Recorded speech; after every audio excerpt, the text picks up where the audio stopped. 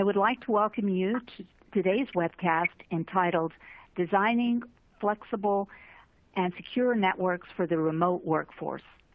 This event is brought to you today by GCN and sponsored by RavenTek and Riverbed Technology. Remote work is a huge topic these days, with most people working from home during the pandemic, and technology has certainly risen to support those efforts. Software-defined wide area networks, SD-WAN, have been very successful as an enterprise solution in the commercial world, but security concerns and the government's previous emphasis on actually working in physical offices has slowed its deployment in the public sector. Now, however, with so much of the federal workforce working remotely, demand for access to the public internet has dramatically increased. Release of new interim guidance about TIC 3.0 and its use with public networks has created opportunities for agencies to design flexible, software-defined networks to better serve the workforce and secure their infrastructure. During today's webcast, you'll learn how to modernize your networks, secure them, and how one agency executive is using this new environment to modernize the agency's infrastructure. Our featured speakers today are Nagesh Rao, Marlin McFate, and Vernon Samuel. Nagesh Rao currently serves as Acting Chief Information Officer for the Bureau of Industry and Security within the U.S. Department of Commerce. Most recently, he was Director of Business Technology Solutions at the U.S. Small Business Administration's Office of the Chief Information Officer, and prior to that, the Chief Technologist and Entrepreneur in Residence within SBA's Office of Investment and Innovation. Over the last 20 years, Nagesh has worked for numerous organizations in public, private, and nonprofit centers. Marlin McFate serves as the federal CTO at Riverbed Technology. He has specialized experience in networking, integration, and virtualization, working with government, DoD, and commercial customers. During his prior role, McFate was Technical Director for Advanced Technology Group in the Office of the CTO for Riverbed Technology, responsible for being the subject matter and industry expert to Riverbed's largest and most complex customers. Vernon Samuel is the VP of Engineering Service Delivery at RavenTek Solution Partners. He has more than 20 years of enterprise IT service design and delivery in both public and private sectors. He has led the implementation of enterprise solutions for large organizations such as Alcatel, Metro Media, the Department of the Army, General Services Administration, and the Department of Labor. He has engineered and implemented one of the first federal private clouds, as well as the first major large-scale Windows 10 upgrade. Thank you for joining us today. Before we get started, I'd like to cover a few housekeeping items. First, if you'd like to enlarge the slides, look for the square icon at the top right corner of the slide window. You can also view the presentation in full screen mode by clicking the squared Windows icon. If you would like to submit a question at any time, just look for the question field to the left of the slide window. Type in your question there and hit submit. We will field questions at the end of the presentation. If you have any technical difficulties during the session, look for the yellow question mark icon below the slide window. Click there for technical assistance. There are resources in the Resource Center just below the question field. We are offering CPE credits to those listening into this webcast, as you can see on the screen now. Be sure to participate in the 3 polling questions we present during the webcast. The poll questions will appear in the slide window. Please participate in all 3 in order to receive 1 CPE credit, and then send an email to privacy@1105media.com to ensure that you receive your CPE credits. Finally, within the next day or so, we will email you a link to an archived version of this session so that you can view it again or share it with a colleague. The on-demand version of the webcast will be available for 90 days after today. So before we begin the presentation, I'll conduct the first polling question. Which SD-WAN benefit are you most interested in? Cost, agility, application performance, all of the above.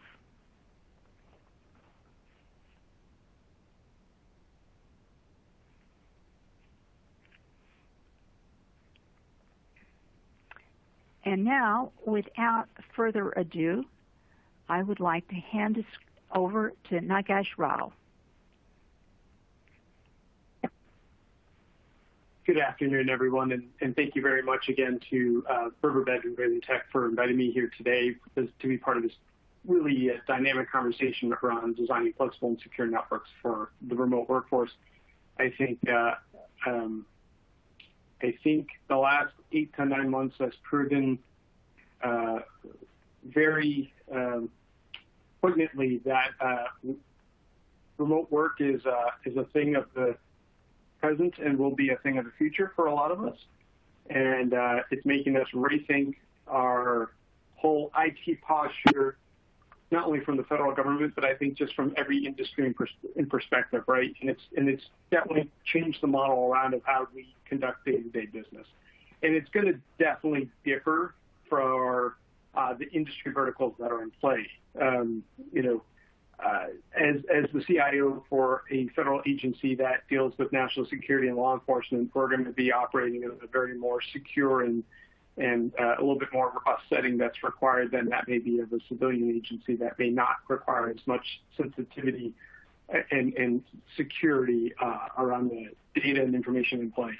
And so, I'd like to start off with, when we think about SD-WAN and that software-defined wide area network, I think of comments that were made a while ago, almost a year ago, I say back by Gartner, right? So Gartner proposed this new architecture around how we looked at our traditional tech stack and the convergence of the DevSecOps plays with networking and security, and I guess they framed it as that secure access service edge, or I guess they're calling it SASE for short. And when I first heard about it, I kind of hinted hard about it, but as I've been studying up more about it recently, I said, okay, I think they have some points we have here. And I think the pandemic really proved it, worthwhile. I think, as data and applications continue to leave the data center, there's no need to route those users through that traditional access point. But we have to keep that perimeter, that new perimeter of working in a remote work setting, still secure, and enabling that cloud-native approach to be accessible, right? From both that security and networking, perspectives of mind. And so I think when you look at that, I guess what they call that SASE or SASE framework, it's not just SD-WAN, right? It's SD-WAN, Zero Trust, Cloud Access Security Brokers, firewall, all that stuff, all those different pieces of the puzzle have to integrate and work well together. And part of that really, I think, defines that whole notion of what we're talking about with TIC 3.0 and being able to ensure that zero trust capability ensures a trusted internet connection, and that no matter where you are at whatever point in time and location-wise, you should be able to access the network effectively without creating a situation to compromise your device or the devices that you connect to through that trusted network that you work with for work. And, it comes back down to that pillars, right? So we talk about the 6 pillars of zero trust security model, and that's the users, the devices, the application, the network, the automation and analytics, and ACT makes a big deal about these pillars of zero trust. I know so much so that's NIST has adopted that into as part of their research, as part of the whole CIO council play as they roadmap that out. But I think this comes back down to it, tying right back to that what Gartner said, that SaaS network, and in enabling that safe approach for connectivity, and doing the work you want to do without causing a compromising situation, right? Now, that architecture that's proposed, I think because of the pandemic, it's definitely gained a lot of traction of how do you ensure that capability of being able to touch upon the work you're doing and doing so without causing a kerfuffle. And we've been exploring that ourselves at BIS and trying to figure out how to enable that productivity of engagement from our FISMA moderate systems to also our touch points to connect with our FISMA high systems. And we went through the same exercise back when I was at SBA, right? You know, people wanted to have access to all sorts of stuff, and the question came back down to is coming up with the right policies and procedures of when and where and how, so that you could not allow a compromise to happen, but not get in the way of data accessibility, especially when folks were in a more remote posture and couldn't not come into the building on a day-to-day basis. And so I think about more of what we're going to be talking about over the course of the 50 minutes ahead. I think this is a very interesting thing that we're facing across all verticals of industries. And so I guess I will come down to my last two bullet points that I have as part of my slide again, right? We want to ensure that right hardware with the appropriate software, collaboration tools that can operate in an efficient remote work environment and don't allow for compromisation of what we're tackling. And, you know, as I was talking about zero trust, SD-WAN, VPNs, multi-factor, all that goes back into that SASE, or I don't know if I like this acronym SASE, but that SASE framework and really exploring that further and building off on that. So, you know, I'll pause for a second and I'll offer my colleagues to opine with their initial thoughts as well before we break into the roundtable. So I believe Amy, I'll pass it back to you. All right, thank you, Nagesh. Let's begin to dive into these concepts a little bit deeper.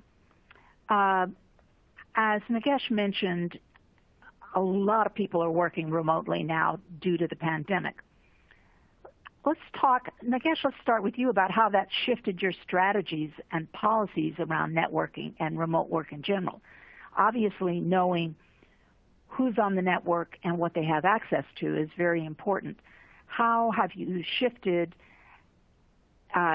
getting and ensuring that information?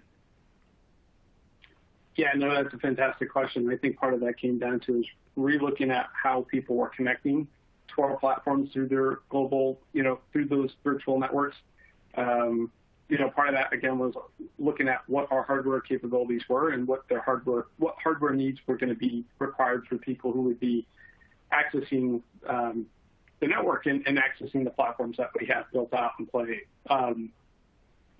Right now, there's been an extensive conversation for a number of the employees who are, remote working and saying, well, I'd like to be able to attach my device to other peripheral devices. Am I allowed to do that? And so that's causing a re-examination of our policies around, okay, well, can you connect your monitor to your work laptop or your personal printer to your work laptop? Will that create a compromising situation? And so, I think a lot of that is forcing an evolution of thought for us is like, okay, what is our appropriate risk taking measures and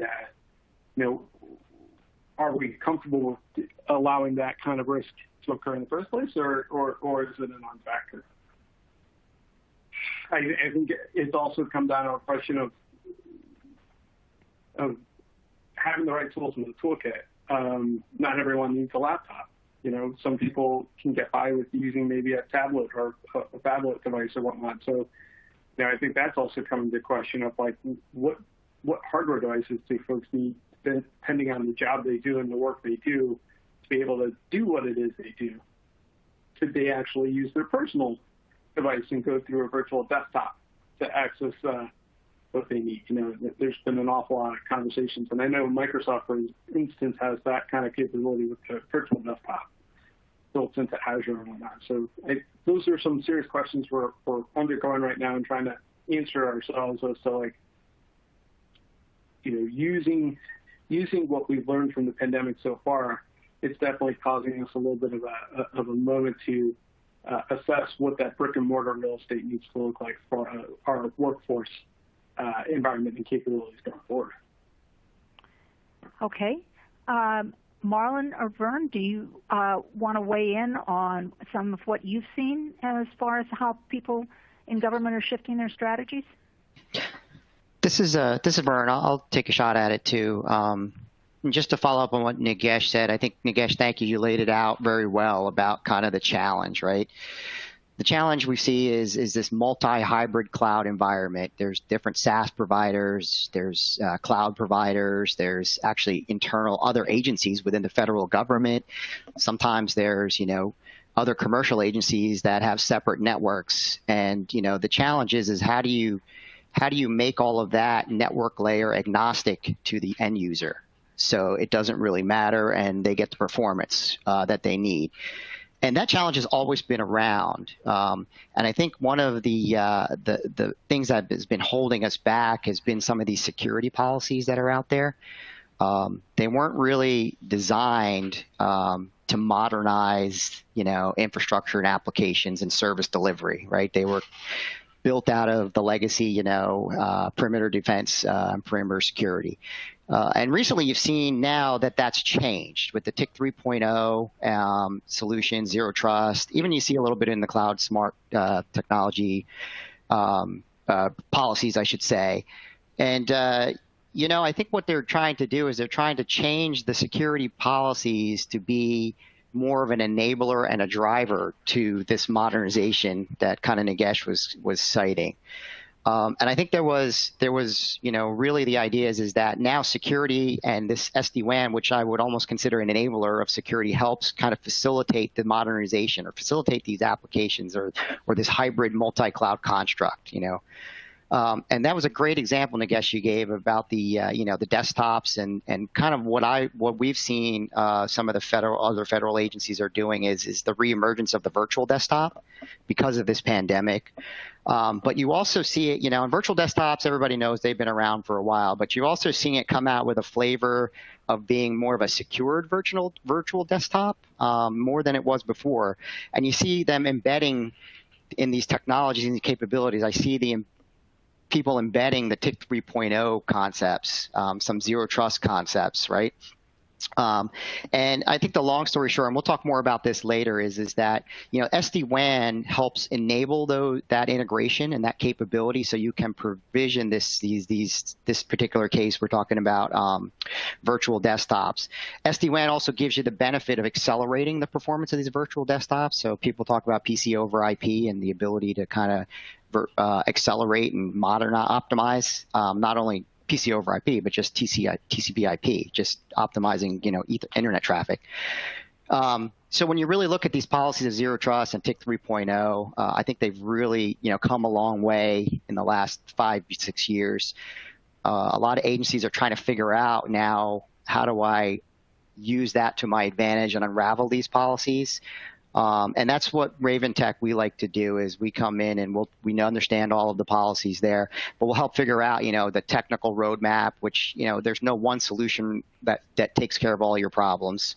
But we figure out, how SD-WAN fits with a zero trust architecture and how that will work with something like a PC over IP or virtual desktop capability, and given like a roadmap on how you get from, where you are to where you want to be. Okay, thank you. Marlin, did you want to weigh in on this, or? Yeah, I'll just add, and to a degree, echoing some of the things that my colleagues here have already said. I would hate to say that the pandemic had a benefit in any way, shape, or form, but what we have seen is that it has been a bit of a double-edged sword for many of the agencies we work with. Yes, definitely on one side it has brought and it will continue to bring in many new difficulties, but on the other side, it's also uncovered some areas that were lacking and accelerated those modernization efforts. This conversation, for one, is actually a good example. Yes, agencies have to look into things like SD-WAN, even prior to the pandemic hitting, things like implementing zero trust and TIC 3.0, et cetera. But the need to accommodate a primarily work-from-home workforce has accelerated these and accelerating the adoption of SD-WAN in particular is going to help the modernization effort as a whole. The network, if we think about it, and I've said this many times in other forums, is really a foundational aspect to all the other items that we want to employ.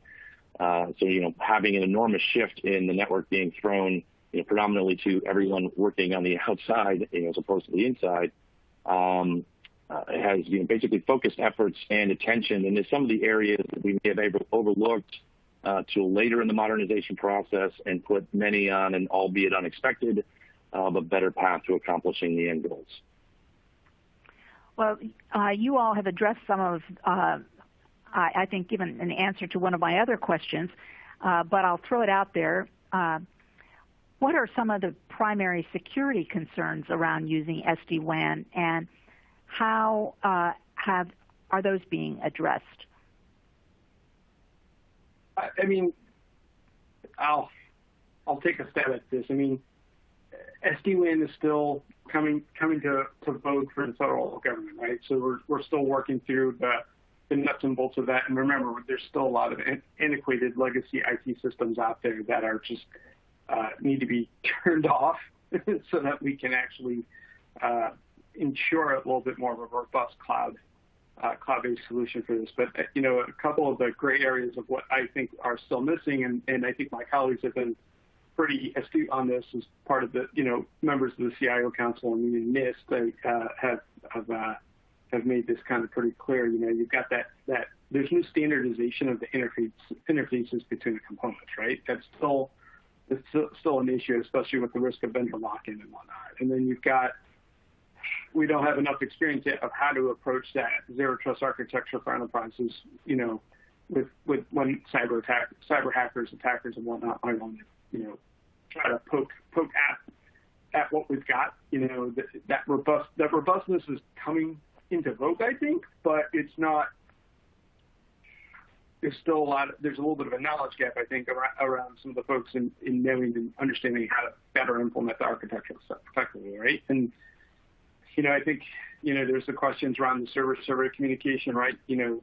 We haven't been able to figure out all of it yet around multi-factor authentication. I think we've gotten a lot better at it, but you definitely have some misalignments going on that front still. And I think you still got to remember we have to have that identity provisioning and that device and application management. And so I think those are critical pieces that we'll touch upon with how you ensure a more successful implementation of an SD-WAN network. For my 2 cents, I don't know if my colleagues agree or disagree, but that's definitely what I've been noticing from my experience so far. Okay, thank you. Vern or Marlin, do you want to chime in on that one? Yeah, this is Vern. I think, I think that, I said it before. I think you got to view SD-WAN as an enabler, right? SD-WAN is going to help with the making, your users, the network the users have to get services from agnostic.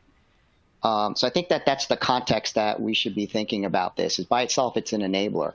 But, some of the security concerns, does it enable security solutions? When you start talking and peeling the onion back on the TIC 3.0, and particularly zero trust, they start talking about policy enforcement points and policy enforcement engines, and the whole idea about getting away from, the MTIPS architecture or the centralized, security boundary. And a lot of these solutions now are in the cloud, which kind of gets it a little bit more complicated as far as what network you're going to traverse over to get those solutions in a secure manner.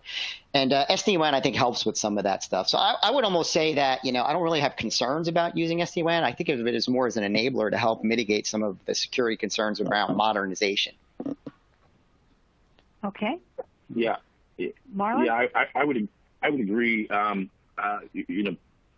Besides some of the stuff that's been said, I think where we're going to see more of that, and I might be saying the same thing just differently, is more around where policy and capability are going to collide, right? So SD-WAN introduces capabilities that before weren't available or were considered unsafe with more traditional networking and security solutions. For example, it was safer to make sure that all traffic, designated external from one community of interest to another community of interest, in an organization needed to go through an aggregated point, a security point that it could be checked. And the argument to that was, it was easier to secure a few places than, a large number.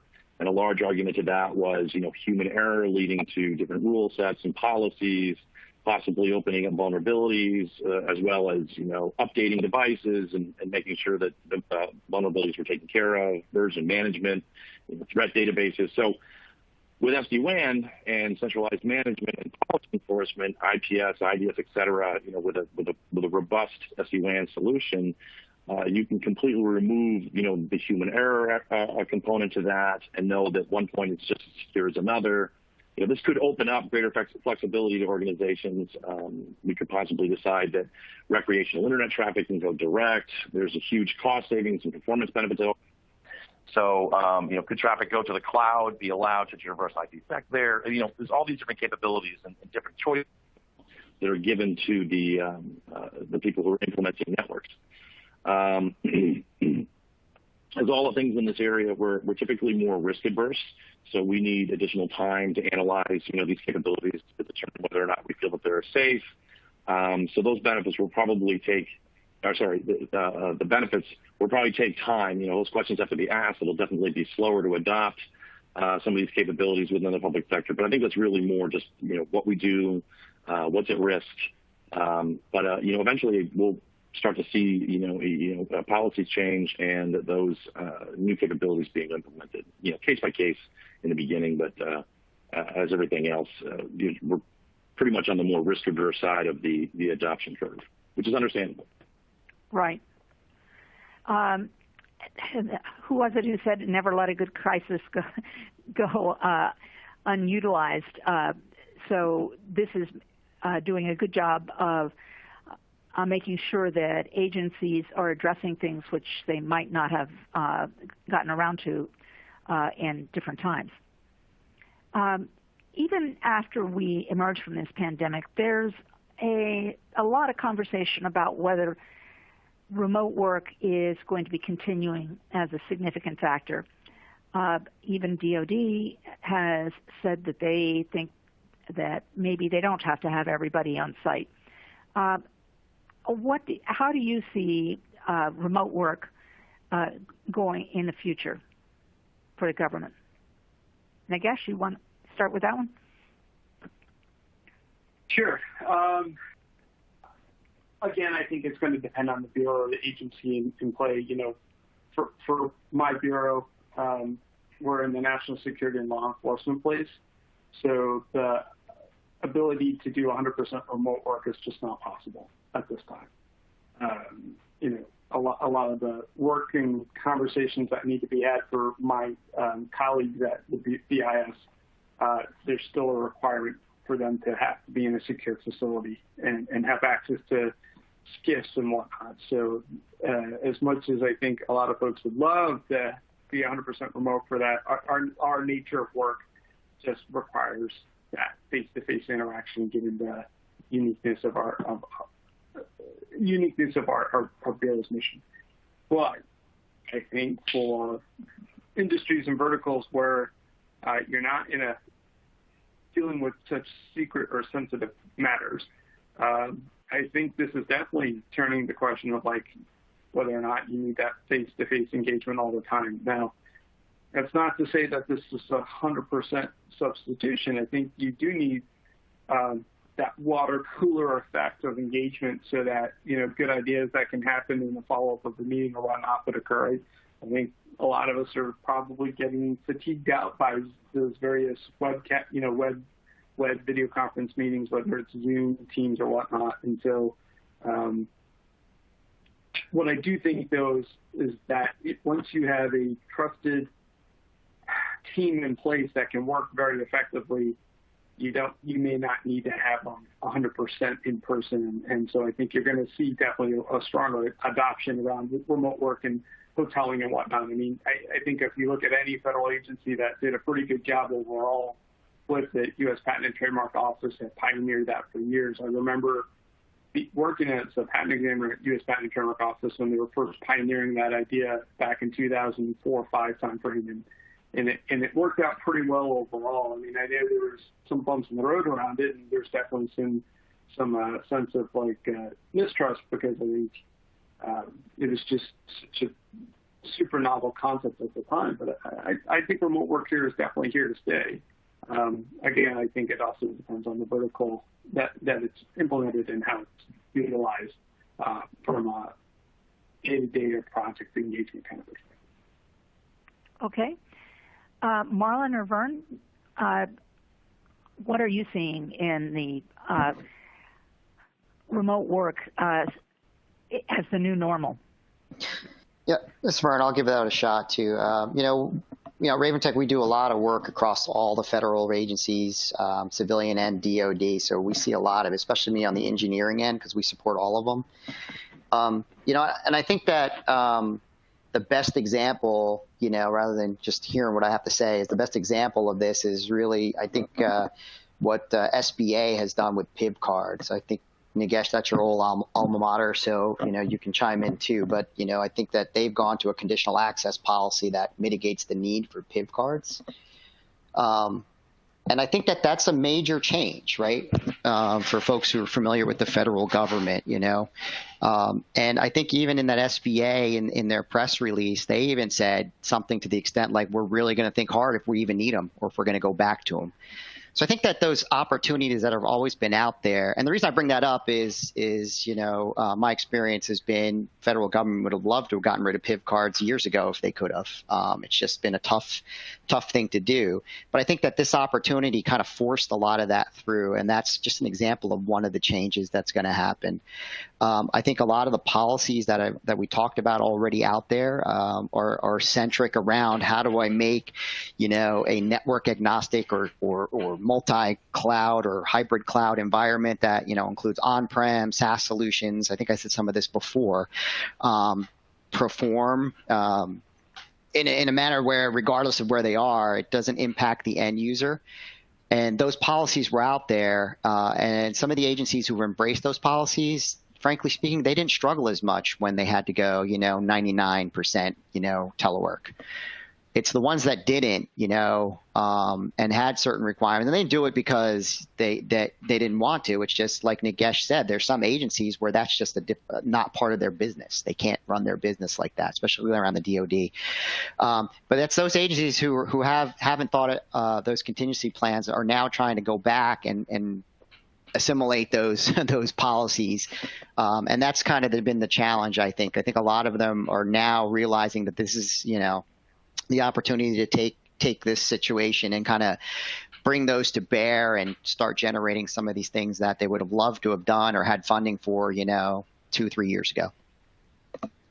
Okay, thank you. Marlin, do you want to weigh in on this one? Yeah, what I'll add is less on the technical side and more just because it even surprised myself when talking to customers, the number of customers that are talking about, in some way, shape, or form, not returning entirely to an on-prem, workforce. And of course, it to the degree it varies. And absolutely, there's certain positions, certain job functions that require predominantly, being on a premise to do. If not most, to different degrees of the customers that we talked to in the past couple of months, while this was believed to be in the beginning, a temporary, adjustment, have basically said that they're never going to go to, 100% back to on-prem workforce. At one point, I think most people believed, right or wrong, or even if they were conscious of the belief, but to have a productive workforce, employees needed to be at a desk all day, in a facility managed by the organization. Perhaps it was a thought that people that were not being monitored may not work as hard. And I think that the pandemic, outside of the obvious hardships that entails, is that employees, given applications that perform very well from home, are just as productive and in many cases found to be more productive Along with that realization, there's additional benefits to both the employees and to the organization. If, for example, workers have a better quality of life, being in an area that they're more comfortable with, having a little more control over their workday, and organizations are realizing, wait a second, there's an enormous reduction in facility costs, that we might be able to realize from this.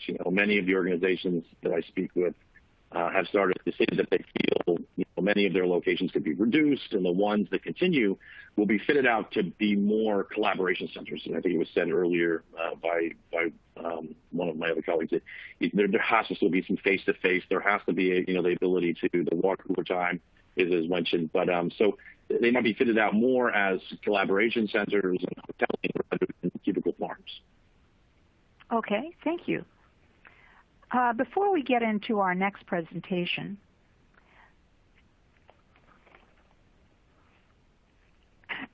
I would like to run through the second CPE credit scoring.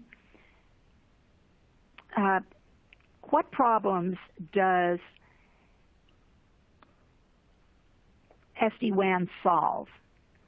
MPLS cost and constraints, managing complex networks, unpredictable performance of public networks, or all of the above?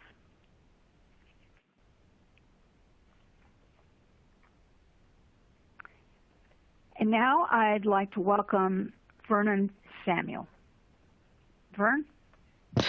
All right, thanks, Ann. Yeah, I think I'll take a couple minutes here and just give kind of like an overview of SD-WAN and some of the benefits. I did see actually somebody asked a question about that, so maybe this will help answer some of those questions that are coming up. And you heard us all talk about how complex the network can get now that there's cloud assets, there's on-prem assets, there's SaaS solutions. And all of these, the end user has to figure out how to get to and, how to optimize and get the right performance out of them. And I think SD-WAN's biggest benefit is it helps make that network layer agnostic, right? And that's great for the end user. And, Marlin can talk a little bit more about that when he talks about the technical side of it. But that's good for the end user, right? So that network, brokering that has to typically happen just kind of gets taken care of with the SD-WAN. I think kind of the secondary benefits we really start to see with SD-WAN is some of the things it helps enable the agency to do. One of the things that we've found as part of our business practice around data center infrastructure optimization is the networks, the applications that are running on those networks, they tend to be going through some kind of modernization or consolidation phase. And SD-WAN actually helps with any kind of cloud migration by taking out that complex network layer out of the mix. It also gives you optimization, which helps increase your performance. So anytime you see a solution that's going to help you migrate to a better place, that's great. But if it also helps you migrate to a better place and helps you operate and maintain your capability in a much more centralized and efficient manner, which SD-WAN does, I think is a win-win. And that's kind of been the hidden reason I think agencies have been attracted to the capability. And there's a lot of benefits there. I think the other one, like I said, that centralized control really helps out. And if you look on our website, we actually do have a paper posted about some of the benefits there that can be pulled down. But I think centralized control, that network, that WAN agnostic layer really helps with these modernizations. But I think one of the really important points is what we call service chaining, right?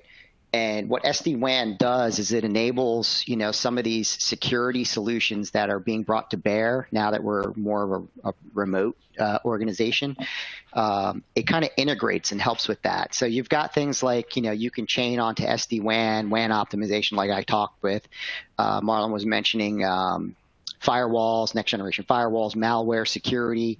And then I think one of the important points is that all of those that service chaining and the integration and things like that, that's where it can get complicated. And somebody asked about what are some of the hidden expenses. And I think that the more you want to do, the better, right? And the more things you want to service chain and build together, you'll be in a better place. But I think, if you try to, do everything all at once, it's going to be a tough thing to get done. And I think coming in and deliberately going in with a structured roadmap with, something that's really achievable that can be done now, and a moving target that always happens 5 years out is the best way to do these things, because the technology is always changing. And one of the other kind of overlays, it's a little bit of a service chain, and it's kind of part of the Riverbed's portfolio is the network monitoring. But more importantly, there's end user monitoring, right? So now, think of an end user as in a situation where they're connecting to multiple SaaS solutions, multiple, cloud providers, multiple on-prem, my agency has solutions, and maybe another agency has an on-prem solution somewhere. It gets really complicated. And, as an IT provider, there's, SLAs that have to be met. But we found that if you try to do this from the inside out and manage and piece together what the performance is really like, it gets tough. And we found that from the network perspective, part of what Riverbed really helps with is they actually can piece a lot of that together now with the SD-WAN capability. And that's the inside out approach. But more importantly, the outside in is there's capability to monitor the actual performance from the end user. And that's a really powerful thing, because you can't dispute that, the end user, this particular website is taking twice as long to load than last week. And, we've broken down that the issue is somewhere in the network, right? And I think that it helps you manage the SLAs as an internal service provider, but it also helps you kind of figure out methods and invest your energy. And rather than maintaining and operating a network or piecing together multiple disparate networks, you can focus energy on making that actual IT service better for the end user and try to narrow down where their efforts are, where their problems are, how you can optimize it. And I see this getting more complicated now that you're going to TIC 3.0 with and Zero Trust with policy enforcement engines that, again, are also residing in the cloud. And I think that that's kind of a lot of the big benefits there that you can kind of get through. I don't know, Marlin, do you have anything else you wanted to add to the discussion? Yeah, what I'll add, you covered quite a bit of it, but what I'll add, and it might be somewhat anecdotal, but it was said earlier that SD-WAN is an enabler. It's been said a couple of times. And I'll sum it up by saying, in the end, it comes down to choices. So when we're working with customers, in the past, customers, and even today, but ones that we're still utilizing predominantly legacy networking technologies, I'm always hearing statements like, the only way to do this is, ... or we can do or have X, or we can do or have Y, but we can't do both. So, it always came down to an only decision or an or decision, which is, a tough spot to be put in when you're trying to implement, modernization and flexibility. So, this is because, legacy networks really are not flexible or agile. A change in one place can, have unforeseen consequences in others. So we've asked our networks to do, much more. They've become so complicated that now they're at the point where they're extremely fragile. Riverbed has actually been in the SD-WAN market for over 10 years. And, I say that and people look at me and they're like, hey, it has been around. It's, before SD-WAN became a name, right? We noticed, organizations had a desire to move to and utilize more of a hybrid connectivity design. And of course, we saw this in the commercial market first, but it was quickly, especially with cloud adoption and SaaS adoption, it's moved, rapidly into the public sector. So in the past, our flagship product, SteelEdge, which was the optimization, had the capabilities to start creating things like full mesh overlays, encrypted overlays, perform things like path selection, application identification, QoS at the application layer, over multiple WAN types. So well before, we really got the name SD-WAN. And because of the time or the length of time that we had in this area, we also have seen basically the birth and death of other technologies and had the fortune to go through many, many, many RFIs on the subject. And one thing is clear: what we've come to is while SD-WAN is definitely a label, it's definitely not. SD-WANs are not created equal. So when looking into SD-WAN modernization efforts and creating RFIs, I would say that there have been a few areas organizations sometimes miss. And I think this is going back to what Vern just said, or one of the points that he made, was in the end, they end up getting negatively surprised later on in the process. And the areas that we typically see, that questions are not asked or requirements are not built around, one of them, major one, is network integration. So SD-WAN has to integrate with your legacy network. One, because a whole network can't be converted overnight. And two, we use legacy technologies a lot, especially in public sector. So for example, multicast, this is one where the organization got surprised later on. Many agencies still utilize that protocol, and they don't have an answer for replacing it anytime in the near future. One, because what they're using it for works pretty well, and the fact, though, is that many SD-WANs don't address this. They're changing the paradigm of networking so much, they're leaving these legacy protocols behind, and they don't really have an answer for it. Other ones are, another example is full routing protocol or VRF, capabilities, because again, we're going to be integrating this into a legacy network. Other ones don't address application performance, the ability to increase performance for error correction, packet racing. And then, of course, the last is full security. The ability to, as it's mentioned here today, security is a huge concern, even outside of the work-from-home world that we live in today. But next-gen firewall capabilities, IPS, IDS, AV, unified security, centralized management, all of these, how does this fit into my zero trust architecture or my zero trust plans? These should all be questions and made requirements in any RFI and RFP, but oftentimes we don't necessarily see that. Our SD-WAN provides both that integration capability to work with any legacy networking technology, but also the software-defined capability to add the flexibility that we're looking for to our network, along with the centralized control, visibility, security that enterprises need. With that, Ann, I'll hand it back to you. All right. Thank you, gentlemen. Before we address audience questions, I'll run through the third and final CPE credit polling question. Is SD-WAN secure? Simple, yes or no?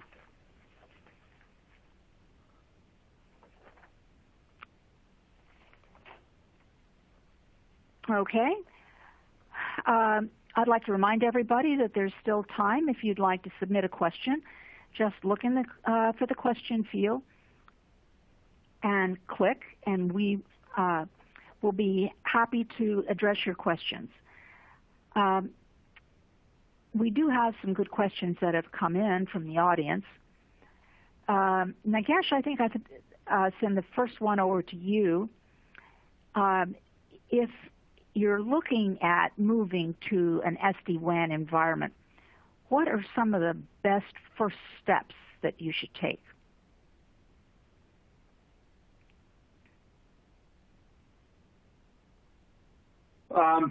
Sorry, I was talking while mute. I would say, again, I think if you're going to go into an SD-WAN environment and setting that up, I think part of it is making sure you have the right hardware and the right software to accommodate for that. I think in addition to that, making sure you have an appropriate set of policies and procedures in place that will address what it is you need from that's what I said again, that SASE architecture, right? I think those are some initial first steps. It's not a complicated problem per se, but it's just more about a cultural mindset of in our particular situation, I've got folks who are just rooted in very legacy, outdated kind of means of technological enablement. And so I think a lot of that is just trying to address the risk factor, but try to root out that archaic thinking to embrace this kind of new solution in play and being able to handle a little bit more of a risk tolerance around it. My colleague had brought up earlier about SBA relooking the PIP card thing, and I remember when that conversation was being had because of the pandemic and James Saunders, who's a good friend of mine, who's our CISO, who's the CISO at SBA, he took a really hard look at it and said, okay, what is it, or what are we getting out of this, and is it still truly needed in today's remote work environment? So I think those are some initial things that would pop up in my head right off the bat. Okay, thank you. Vern, question for you. Will my IT staff need to learn or advance any of their skill sets in order to manage an SD-WAN infrastructure? Yeah, thanks, Ann. I guess, for those of us who've been IT, we're always having to advance our skill sets and learn new things and figure out ways of doing stuff. I mean, technology is advancing so fast. I think it's just the nature of our business. Our secondary job is lifelong learners, right? Most of us in IT, that's how we feel. So I think that, one of the things that we try to embrace as part of deploying solutions, integrated solutions with SD-WAN and maybe Zero Trust and things like that, is, the ability to do or roll out, solutions in a particular way, and make them sustainable. I mean, we've seen so often, a lot of IT wants to go agile, which is great, and that works great for software and solutions like that. But when you talk infrastructure, it's a little bit more difficult. I think we were faster than we were 5 years ago. But we have some challenges, and what we try to do is I would really encourage agencies and folks when they're doing this to really think through the sustainment and the transition part of rolling out not just SD-WAN, of course, but if you're going to do Zero Trust or you're going to do anything. And we offer we call jumpstart services, maybe training packages and things like that. Our goal within RavenTek is to help agencies deploy modernized solutions and help them learn how to operate and maintain modernized solutions. And we can really help with a lot of those things. We're really focused and committed to that type of work. So I think that's the part that needs to be overlooked. And if you look at the DoD, that's how they tend to do things. And they do focus a lot. I mean, anyone who knows how the DoD rolls things out, they'll tell you 80% of a system's cost is sustainment and operating. It's 20% is actually deploying it, which is the fun stuff, right? But I think make sure you kind of keep that in mind, and you build in training plans. And like I said, we package those, we customize those for our clients when we deploy solutions. Okay, thank you. And Marlin, to sort of follow up on what Vern was just saying, do I have to do a major rip and replace to deploy SD-WAN, or can I do it while I'm continuing to support our very large remote workforce? The quick answer is no, you will not have to do a major rip and replace. A bit of an anecdotal story here. In a previous life, when I was in the military, I was on loan to the Air Force for a little while, and I learned that in the Air Force, what they do is, after a certain number of hours, if a plane has flown a certain number of hours, they take it into a hangar, they completely tear the whole thing apart, right down to every single little piece, and anything that's even worn or cracked or showing, any sign of stress, they replace and basically build the plane, and it's a brand new plane when it rolls out of the hangar, and that process can take months. Unfortunately, with networks, we can't do that, right? So I think any solution that said that, listen, you're going to have to rip or replace out your entire network, or that you're going to have major amounts of downtime, those solutions really, aren't going to be, considered in any seriousness. So SD-WAN and, our SD-WAN is included in this. No, it has to be able to do, and these are things that I said earlier about network integration. They have to be capable of those things. They have to be able to integrate with a legacy network, if for no other reason than the upgrade process, so that sites that have been upgraded can continue to communicate and work just as effectively and securely with sites that have been upgraded. And that has to be a core tenet of any SD-WAN solution. It has to be able to operate, for lack of a better term, on a legacy core and interact with it securely, safely, and effectively.